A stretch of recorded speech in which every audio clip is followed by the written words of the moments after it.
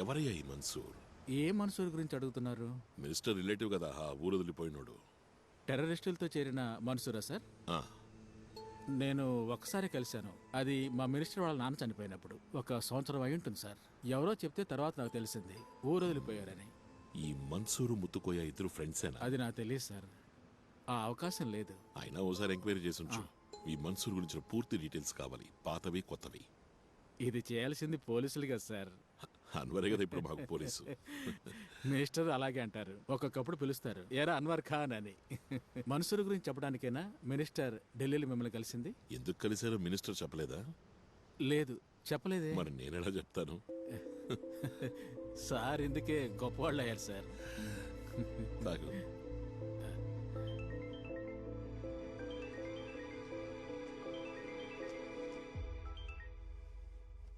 Vinay sir చెప్పు. Sam హాస్పిటల్లో ఉన్నట్టు ఇన్ఫర్మేషన్ వచ్చింది సార్. ఏ హాస్పిటల్?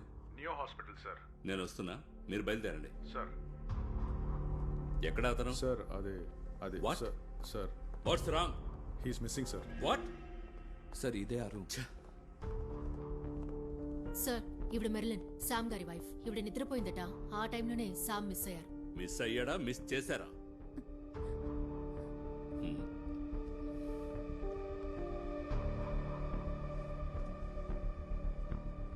ఒక హార్ట్ పేషెంట్, అది ఇటువంటి పరిస్థితుల్లో ఇక్కడ అడ్మిట్ అయిన వాడు.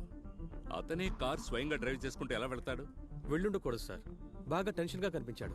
హార్ట్ అటాక్ అని తేలినా సరే నాకేం కాదని వెళ్ళిపోయాడు. తనే సెల్ఫ్ డ్రైవ్ చేసుకుంటూ ఇక్కడికి వచ్చాడు. మేమే వాళ్ళ ఫ్యామిలీని ఇక్కడికి పిలిపించాం. అయితే ఎందుకని పేషెంట్ ని ఐసీయూలో చేర్చలేదు? Look officer, I'm a cardiologist and suppose to do only right things sir. He too will ask you right questions only. We are one in investigation.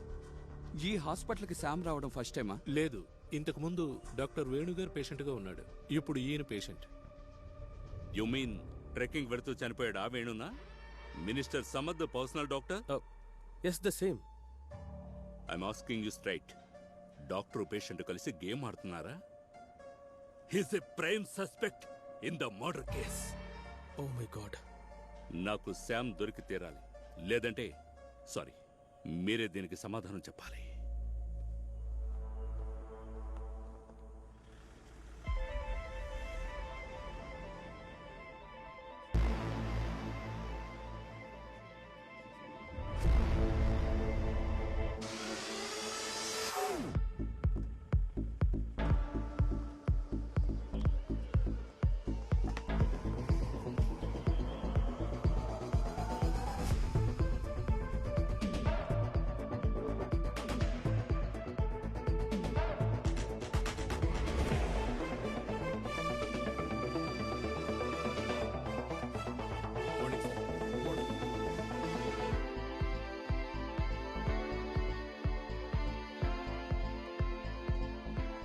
Good morning ladies. Good morning sir. Office పని ఒత్తిడి వల్ల మీ పెళ్లికి నేను రాలేకపోయాను. Sorry. పర్వాలేదు sir, మీరు పంపించిన mail message అందాయి. మీ ఆయన ఏం చేస్తుంటారు? ఇప్పుడు గురువాయూర్లో మెయిల్ శాంతి సార్. ఓం నమో నారాయణ. ఇది మినిస్టర్ గారి ఇంటి ల్యాండ్ లైన్ నంబర్. ఇందులో మెన్షన్ చేసిన డేట్లలో వచ్చిన అన్ని కాల్స్ ని ట్రాక్ చేయాలి. సార్ బిఎస్ఎన్ఎల్ లో ఫార్మాలిటీస్ కాస్త ఎక్కువగా అవన్నీ ఉంటాయి. చూసుకో, డీటెయిల్స్ కావాలి. Sure sir. Sudheer sir, Delhi airport CCTV footage కావాలని ఒక రిక్వెస్ట్ పంపించాం. హెడ్ క్వార్టర్స్ కి ఫోన్ చేసి దాన్ని స్పీడప్ చేయి. Sure sir. సార్ ఈ శామ్ ఇస్కులారిని జోస్ కంటిన్యూస్ గా పట్టుకునేవాడు. ఆ కోపం అతనిలో ఉంది. And accused in every probability. మన వినయ్ అజాగ్రత్త వల్ల ఇవాళ మనం మిస్ అయ్యాం. జోస్ ని శామ్ డైరెక్ట్ గా బండితో గుద్ది చంపుతాడా? డైరెక్ట్ గా చేయకపోయినా సుపారీ ఇచ్చి ఉండొచ్చు. ఎన్ని లక్షలు ఇవ్వాల్సి వస్తుంది సుపారీగా ఇస్తే? సార్ అది 10-12 లక్షలు. అంతకంటే ఎక్కువే ఉంటుంది సార్. అందులో 4లో ఒక భాగమో 3లో ఒక భాగమో ఇవ్వాల్సిన వాళ్ళకి ఇస్తే సిఐ జోస్ని ఏదో ఒక నక్సలైట్ ప్రాంతానికి ట్రాన్స్ఫర్ చేయరు? Sir, it's a murder, no doubt. కాదని నేను అనలేదుగా, బట్ దాని మోటివ్ మాత్రం ఈ ఇసుక సున్నము కాదు. It's something beyond, something more serious. Sir, ఇది ఒక ఆపరెంట్ షట్ కేసు ఏమీ కాదు. శామ్ కోసం ఎందుకని ఎవరు వెతకలేదు? ఎస్ సార్, 6గురిని అసైన్ చేశాం. Then increase the strength and spread. Sir ఏంట్రా ఇదే? హలో, బయటకు వచ్చాక దొరికింది. దొరకలేదని ఎన్నిసార్లు చెప్పాలి? సార్, సేతురామయ్య గారు అంటే ఎవరు? ఒక్క నిమిషం లైన్ లో ఉండు. నువ్వెవరు? నేను అనిల్ థామస్, డాక్టర్ వేణుగారి డ్రైవర్ని. అన్వర్ గారు పంపారు. రా. మిమ్మల్ని కలవాలని వచ్చాడు. అనిల్ థామస్. అవును సార్. ఇంతకీ నువ్వు ఇప్పుడు ఏం చేస్తున్నావు? సొంతంగా ఒక టాక్సీ ఉంది. మేడం హెల్ప్ చేశారు సార్. మేడం? వేణుగారి వైఫ్. ఆ రోజు వేణు ట్రెక్కింగ్కి వెళ్ళినప్పుడు నువ్వు ఆయనతో పాటు వెళ్ళావా? నేను వెళ్ళలేదు సార్. ఎక్కువగా సార్ ఫ్రెండ్స్తోనే వెళ్తూ ఉంటారు. అలా ఆయనతో వెళ్ళే ఫ్రెండ్స్ ఎవరు? అప్పుడప్పుడు మన్సూర్ గారు వెళ్తారు.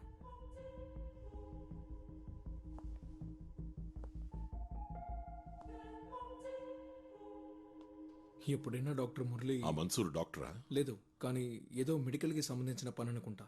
ఆ రోజు మన్సూరు ఉన్నాడా? తెలీదు. మేడం అడిగితే తప్పకుండా తెలుస్తుంది.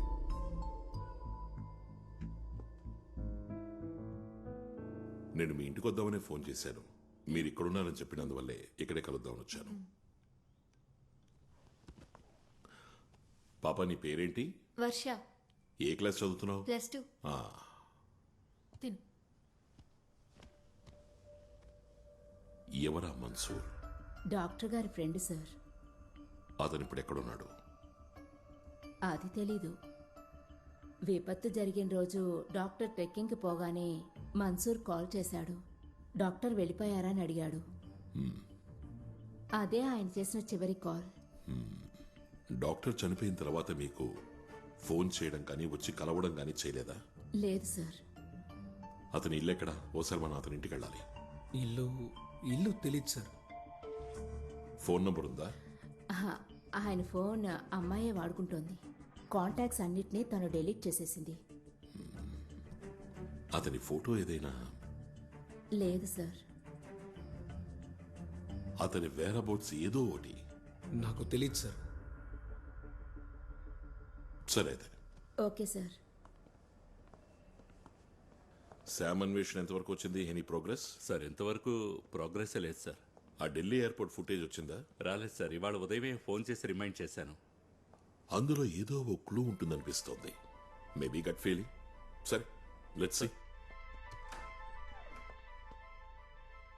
ఆ జోస్ తాలూకు పర్సనల్ డీటెయిల్స్ ఏమైనా అదర్ దాన్ అఫీషియల్ దొరుకుతాయా? ట్రై చేస్తాను సార్.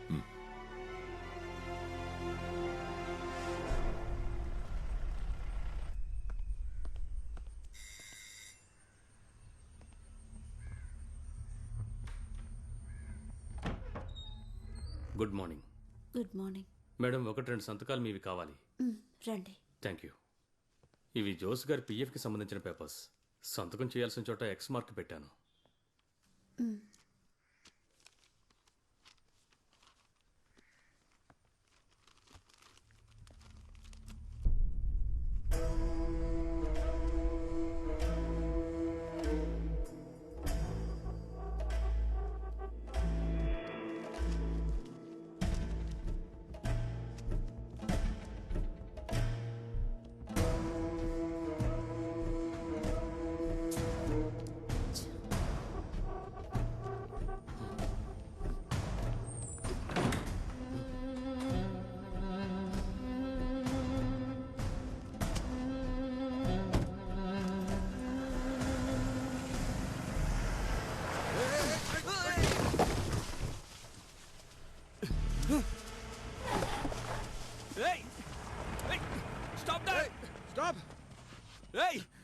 వీడు మందులో ఉన్నట్టున్నాడు.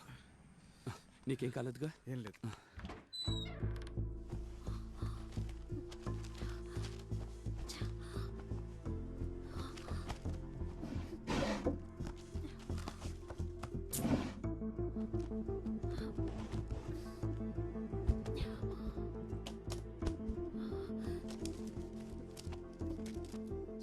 అమ్మా, ఏ వెతుకుతున్నావు? Daddy phone. హలో, వాళ్ళెవరమ్మా? సిబిఐ నుంచి వచ్చారు. ఇది 2 రోజుల తర్వాత ఇస్తాం. ఆ పోలీస్ ఆఫీసర్ ఇక్కడికి ఎందుకు వచ్చాడు? ఏవో పేపర్స్లో సంతకాల కోసం. 21వ తేదీ మార్నింగేగా జోస్ సార్కి యాక్సిడెంట్ అయింది. 20వ తేదీ ఆయన చనిపోవడానికి ముందు రోజు. ఇందులో చాలా మిస్డ్ కాల్స్ ఉన్నాయి. ఒక్క కాల్ని కూడా ఆయన అటెండ్ చేయలేదు. ఈ ఫోన్ నుంచి వేరే అవుట్ గోయింగ్ కాల్ కూడా వెళ్ళలేదు. 20వ తారీఖున ఆయన ఫోన్ యూజ్ చేయలేదు. ఆ రోజు ఆయన స్టేషన్కి పోలేదు. ఏమైంది? ఆయన రోజు అర్లీ మార్నింగ్ 5 గంటలకి వాకింగ్కి వెళ్తారు, 6 గంటలకి తిరిగి వచ్చేస్తారు. 20వ తేదీ వాకింగ్కి వెళ్ళారు, కానీ ఆ రోజు వెంటనే తిరిగి వచ్చారు 5:20కి. ఆ రోజు మా నాన్నగారే తలుపులు తెరిచింది. ఏంటి బాబు వెంటనే వచ్చావు? లేదు, ఏం లేదు.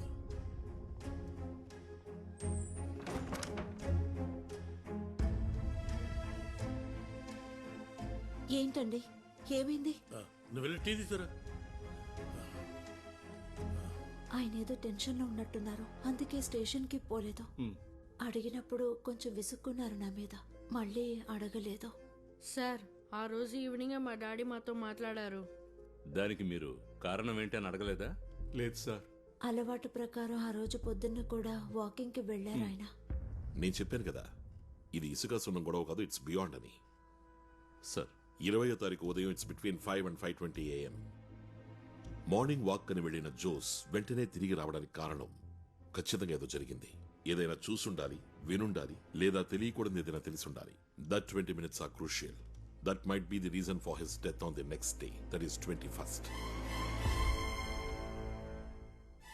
కేసు ఇన్వెస్టిగేట్ చేసిన పోలీస్ ఆఫీసర్తో చెప్పారా జోస్ వెళ్లి వెంటనే తిరిగి వచ్చాడని? చెప్పాను. ఈ విషయం ఎవరితోనూ చెప్పొద్దని కూడా చెప్పారు. ఇక వీళ్ళు వెళ్ళొచ్చుగా? వెళ్ళొచ్చు సార్. సరే, మీరు బయలుదేరండి.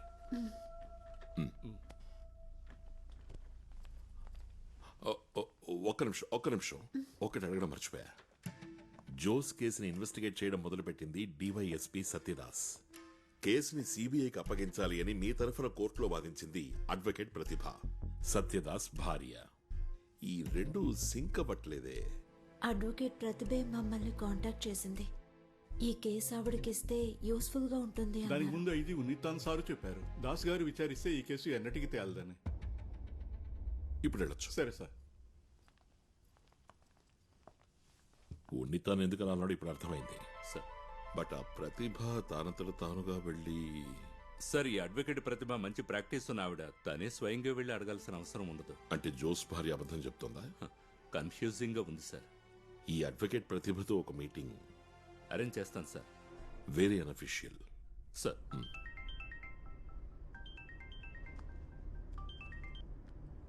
హలో. హలో, నేను బాలగోపాలన్ ఫ్రమ్ సిబిఐ.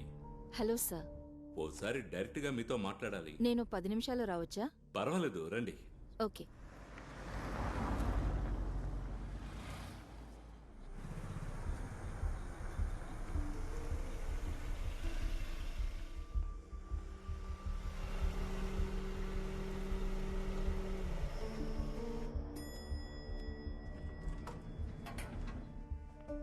రండి.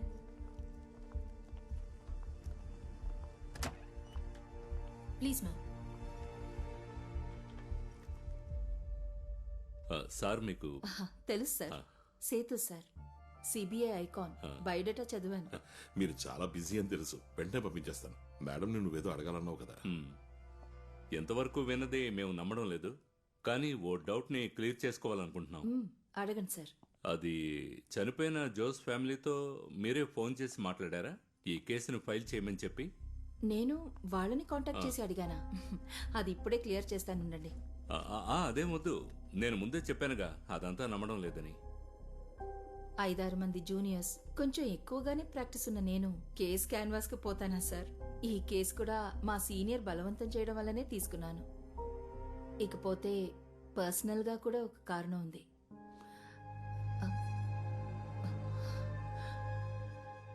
ఎలాంటి భయమూ అక్కర్లేదు. No video recordings, no hidden camera, no spy, no sting operations. అవన్నీ అత్యవసరం అయితేనే. కమాన్. నా హస్బెండే కదా ఈ కేసుని ఇన్వెస్టిగేట్ చేశారు. ఎవరో ఒకతని కస్టడీలోకి తీసుకున్నారు, కారణం లేకుండా. బట్ నేనది చెప్తే నన్ను కోప్పడతారు, తిడతారు కూడా. ఈ చనిపోయిన సిఐకి వేరే శత్రువులు ఎవరైనా ఉన్నారా? వాళ్లలో ఒకరు సుభాష్ చంద్రన్, మా ఆయనకి క్లోజ్ ఫ్రెండ్. అతన్ని సేవ్ చేయడానికి తప్పుడు కేసు పెట్టారన్న చెడ్డ పేరు పోగొట్టడానికే నేను ఈ కేసుని... ఆల్రెడీ నా భర్త చాలా సంపాదించుకున్నారు చెడ్డ పేరుని. వేరే ఏజెన్సీ ఎంక్వైరీ చేసినప్పుడు అటువంటి ప్రాబ్లం ఏమీ రాకూడదని మాత్రమే నేను ఈ కేసుని టేకప్ చేశాను. అంతేగాని సిబిఐ మీద పెద్ద ప్రేముండి కాదు. అయితే ఇక నేను వెళ్ళొచ్చా సార్? జస్ట్ ఒకే ఒక క్వశ్చన్. Yes sir. ఈ కేసులో ఎవరు గెలవాలని మీరు అనుకుంటున్నారు? మనసులో కోరిక ఉంది సార్. సిబిఐ వాళ్ళు ఓడిపోవాలనా? ఎలాంటి వాడైనా భర్త కదా. ఎప్పుడు గెలుస్తుంటే అహంకారం ఎక్కువ అవుతుంది సార్. వెళ్ళొచ్చా? సార్, నాకు తెలిసింది ఈ సిఐ జోస్కి చాలా మంది శత్రువులు ఉన్నారు, పోలీసుల్లోనూ బయట. కొంచెం అది చూసుకోండి.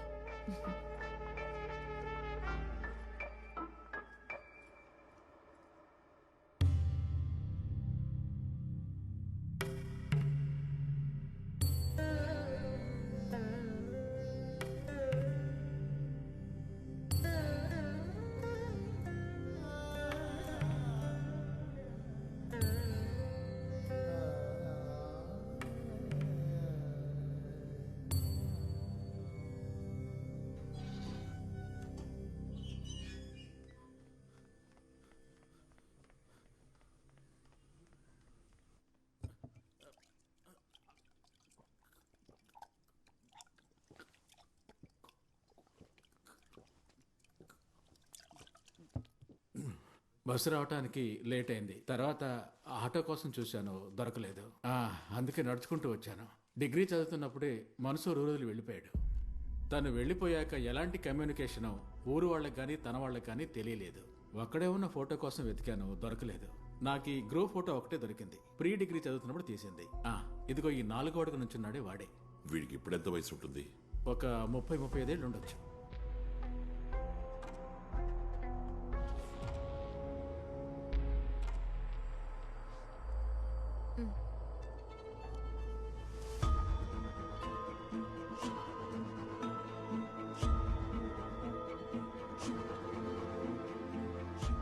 నేనేం చేయను, రెంజ్ దొరకాలిగా.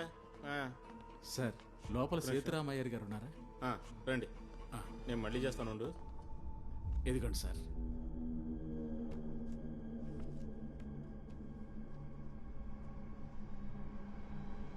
మన్సూర్ కొంచెం పెద్దవాడయ్యాక తీసిన ఫోటో ఇది.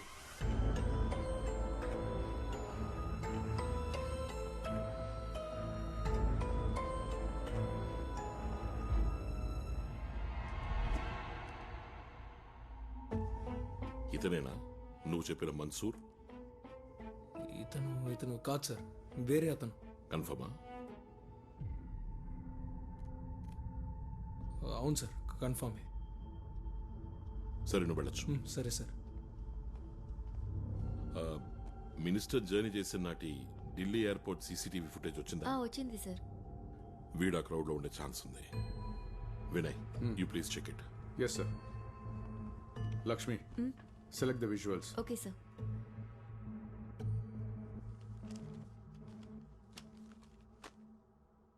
అప్పీల్ ఫైల్ చేద్దాం, ఏమంటారు? ఖచ్చితంగా. లోయర్ కోర్టు జడ్జిమెంట్ గురించి పట్టించుకోనక్కల్లా. It was boys.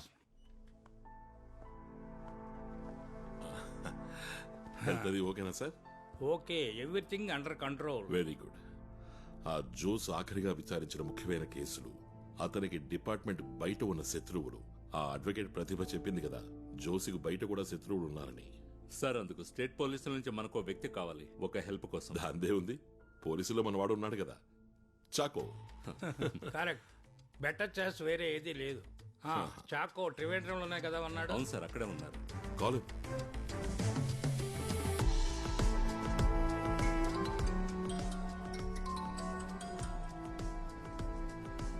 One minute.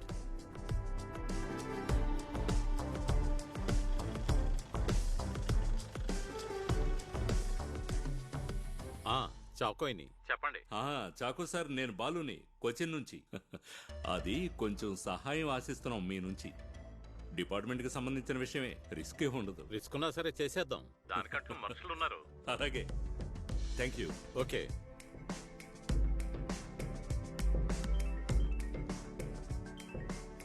Sir. బాబా, నువ్వెక్కడ ఉన్నావు? ఆఫీస్లోనే సార్. అర్జెంటుగా నిన్ను కలవాలి. ఏంటి సార్ విషయం? కలిశాక చెప్తాను.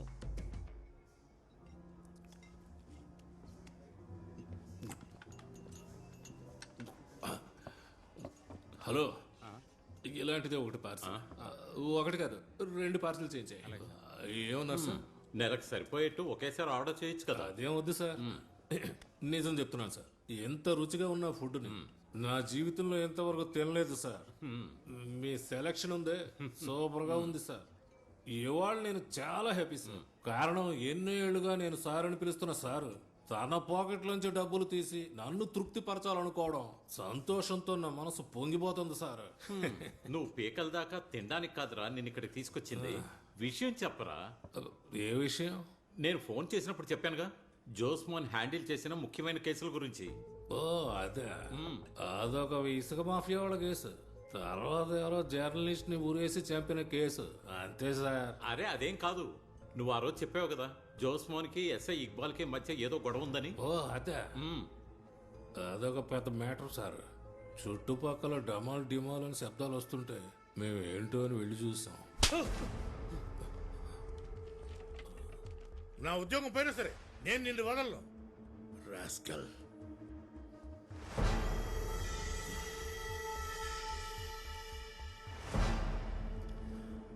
అన్నట్టు ఈ జోస్ ఇక్బాల్ను కొట్టడానికి ఏంటి కారణం? సార్ అది ఒక చిన్న అమ్మాయిని 4-5 కలిసి బెదిరించిన case.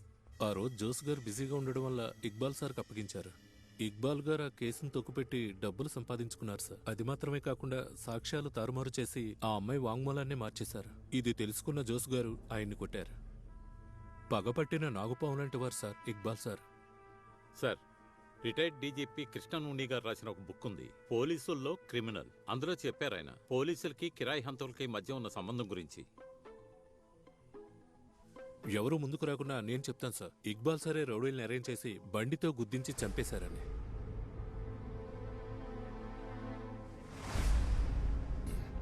Thank you for the information sir.